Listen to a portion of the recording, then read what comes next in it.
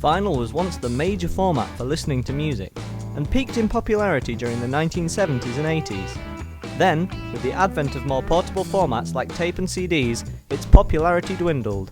I think we moved away from vinyl because people who were telling us that we should move away from vinyl. I think, a new advent of anything, almost like a discovery that they, I think, imagined that CD was God.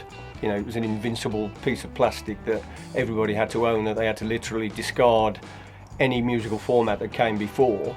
Everybody started collecting CD, and vinyl was being thrown out and given away, more or less.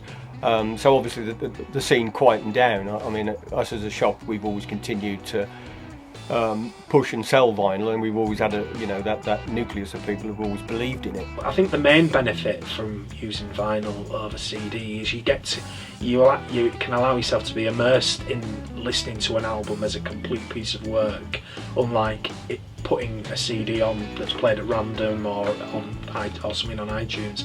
You can dip in and out of it or slice it up, whereas if you buy an album and listen to it, you have to kind of listen to it all in one go. Really, it takes effort to get up and change the track and stuff. So I think in that way you get a better experience.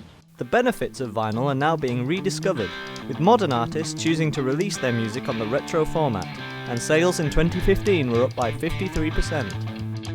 I honestly don't know why people have rediscovered vinyl over the past 5 to 10 years. Obviously I'm pleased they have. Certain thoughts like, is it a fad? And I think some people who are collecting vinyl, again, I'm sure they're doing it because it's a hip thing to do, to be quite honest. But I do think the majority of people now who have kind of revisited vinyl are genuine, and they're kind of back to stay.